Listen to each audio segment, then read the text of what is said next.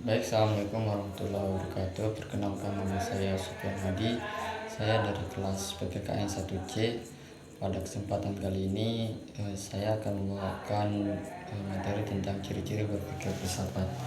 Jadi sebelum kita masuk ke pembahasan, perlu kita ketahui juga bahwa eh, tidak semua kegiatan berpikir manusia itu bisa kita kategorikan berfilsafat, sehingga ada memang suatu ciri khas yang perlu kita ketahui sehingga itu bisa kita kategorikan bahwa itu berpikir filsafat. Nah, pada kesempatan kali itu yang kita bahas pada kesempatan kali ini. Nah, ciri-ciri yang pertama itu berpikir rasional. Sebagaimana kita ketahui, filsafat adalah berpikir, bagaimana kita berpikir. Meskipun demikian, seperti yang saya bilang tadi, bahwa tidak semua kegiatan berpikir itu kita kategorikan dalam berfilsafat, sehingga kita harus ketahui ciri-ciri itu. Sehingga ciri yang pertama ini menjadi sebuah alat untuk kita bagaimana berpikir filsafat, yaitu berpikir rasional. Berpikir rasional ini menunjukkan bahwa kegiatan berpikir atau hasil pemikiran manusia itu bisa diterima secara akal sehat, bukan sekedar mengikuti sebuah common sense atau sebuah testimoni yang sifatnya hanya sebuah pernyataan yang memang kita tidak tahu kejelasan kebenarannya seperti apa. Dan berpikir rasionalis juga merupakan berpikir yang memang secara logika itu, secara logis kita dapat memahaminya secara jelas. Secara akal sehat kita dapat menerimanya secara legowo untuk menerima pernyataan itu. Dan ada pun ciri yang kedua, yaitu bagaimana berpikir kritis. Kritis menurut Jürgen Habermas bahwa kebanyakan ciri pemikiran yang kita hadapi sekarang itu terbelenggu oleh dalam terbatasnya cara berpikir itu, terbelenggu dalam sangkar rasio, tidak mau bergulat dengan realitas kemanusiaan, sehingga pemikiran krisis berada pada tatanan sosial untuk bagaimana kita melakukan penyembuhan sosial untuk atas fenomena patologis atau yang terjadi di birokrasi. Sehingga berpikir krisis itu sangat kita butuhkan untuk bagaimana mengkritik birokrasi atau sebagainya, sehingga ciri berpikir filsafat yang kedua ini bisa kita golekkan untuk bagaimana kita mengkritisi suatu fenomena atau suatu birokrasi, sehingga kita dapat menemukan kebenarannya secara utuh. Dan yang ciri berpikir yang ketiga yaitu berpikir radikal.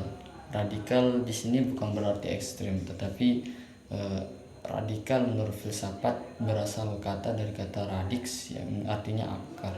Artinya ciri berpikir radikal ini yaitu berpikir filsafat yang menggali secara lebih dalam, menyelami kenyataan atau ide itu sampai ke akar-akarnya, dan untuk mengangkat dasar-dasar menemukan pemikiran itu secara utuh ke permukaan melalui cara berpikir yang radikal ini.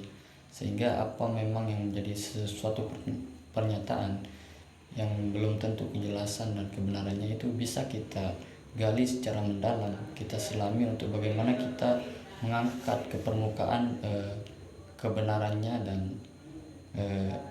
secara fundamental kita memahaminya. Dan ciri pemikiran radikal ini juga mengisyaratkan bahwa orang tidak perlu terburu-buru mengambil kesimpulan pemikiran sebelum menemukan hakikat yang sungguhnya, sehingga demikian ia tidak mudah terjebak ke dalam pemikiran yang sesat dan keliru atau kejahatan. Artinya berpikir radikal itu bagaimana kita mengkupas secara dalam, kita mengkupas lebih luas, sehingga pernyataan itu bisa kita tentukan bahwa ini benar atau salah. Pernyataan yang memang memang suatu pernyataan yang kita angkat ke permukaan, itu kita gali secara mendalam untuk bagaimana kita mengetahui kebenarannya dan eh, ke dan secara rasional masuk akal untuk kita memahaminya. Dan ciri berpikir yang keempat yaitu berpikir sistematis.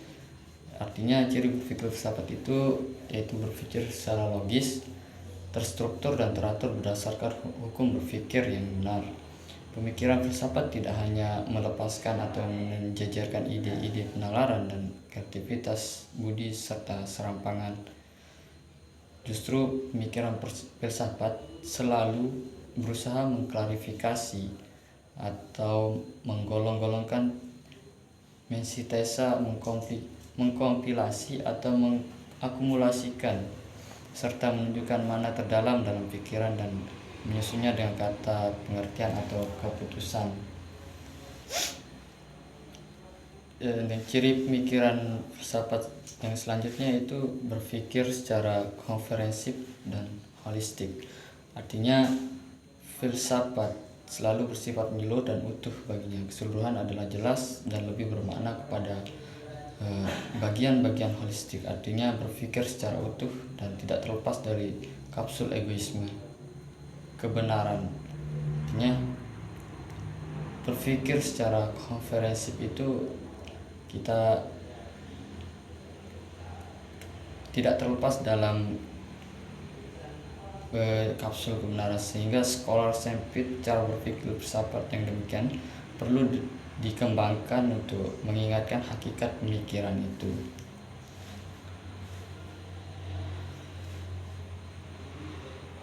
Dan selanjutnya yaitu cara berpikir filsafat yang selanjutnya itu berpikir spekulatif. Ciri pemikiran ini merupakan kelanjutan ciri yang abstrak, sehingga selalu berupaya mengangkat pengalaman fatwa ke taraf pemahaman dan penalaran. Sehingga maksudnya misalkan ada sebuah pernyataan yang sifatnya abstrak atau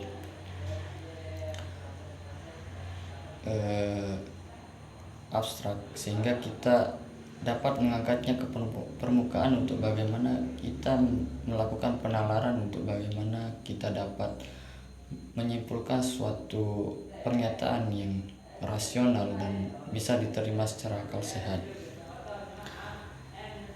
tetapi lebih mengikat kepada taraf membangun pemikiran dan pemahaman tentang mengapa bagaimana hal itu terjadi. Sehingga di dalam filsafat ada 3 aspek yang menjadi rujukan untuk bagaimana kita berpikir spekulatif, yaitu pertama ontologi, epistemologi, dan aksiologi. Sehingga yang ketiga itu bisa menjadi acuan untuk kita berpikir spekulatif. Artinya kenapa suatu pernyataan itu ada dan kenapa asal dari pernyataan itu seperti apa. Sehingga berpikir spekulatif itu bagaimana kita berbagi dimensi untuk pendekatan pemikiran filsafat berciri spekulatif ini. Dan selanjutnya yaitu berpikir secara reflektif. Maksudnya filsafat secara berpikir telah dengan penuh pertimbangan dan penafsiran guna penemuan makna kebenaran. Artinya misalkan mengangkat suatu pernyataan yang memang penuh dengan secara filsafat berpikir reflektif ini, kita mempertimbangkan dulu dan menafsirkan secara jelas bahwa itu pernyataan itu benar ataukah salah, sehingga kita berkaitan dengan cara-cara berpikir yang sudah dijelaskan di awal tadi. Maksudnya seperti radikal dan sebagainya. Ciri pemikiran filsafat yang relatif ini hendak ditunjukkan bahwa pemikiran filsafat itu cenderung membenarkan diri, tetapi selalu terbuka membiarkan diri dikritik dan direnungi secara berulang-ulang. Artinya cara berpikir yang reflektif ini tidak hanya bisa mengkritisi, namun bisa menerima kritikan-kritikan yang memang menjadi sebuah pengetahuan yang harus kita kembangkan. Artinya kita tidak hanya bisa mengkritik, namun kita juga mampu memberikan solusi-solusi terhadap kritikan yang kita lemparkan terhadap suatu fenomena atau birokrasi. Selanjutnya yaitu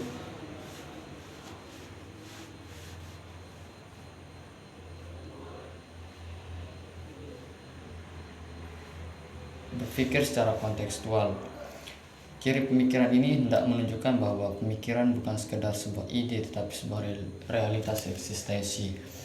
Sehingga dengan demikian, konteks yang nyata dan jelas, setiap pemikiran filsafat selalu bertumbuh dan berkembang dalam konteks hidup manusia secara nyata.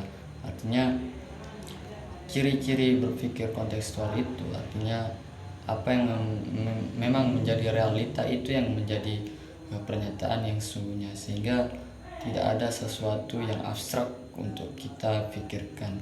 Apa yang memang menjadi sebuah realita itu bisa kita kembangkan untuk menjadi sebuah kebenaran. Pikiran filsafat juga merupakan bagian dari cara berpikir dan cara bertindak manusia atau masyarakat dalam menyiasati dan memecahkan masalah.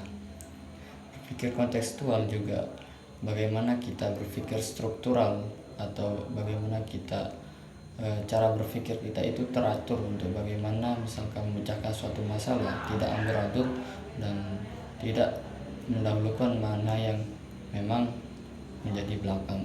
Artinya secara struktur kita dapat mengatur pola pikir kita untuk bagaimana memecahkan masalah secara bijak dan bijaksana, dan bisa menyiasati untuk bagaimana solusi untuk suatu permasalahan itu, sehingga kita tidak hanya mampu mengkritisi seperti yang sudah saya jelaskan di atas tadi, tidak mampu hanya mengkritisi, namun mampu memberikan solusi-solusi yang memang menjadi acuan untuk kita mengkritisi tersebut. Pemikiran kontekstual juga mengandalkan kejeniusan lokal, artinya dalam membangun sebuah struktur keberadaan, pemikiran filsafat juga mencirikan sebuah pikiran yang fungsional. Artinya dalam mendirikan sebuah struktur atau membangun sebuah struktur organisasi, perlu juga pemikiran-pemikiran yang memang itu memang filsafat, sehingga mencirikan sebuah pemikiran yang fungsional. Artinya bisa menyiasati dan bisa bertanggung jawab atas apa yang mereka buat, atas apa yang mereka lakukan, sehingga mereka tidak hanya sebatas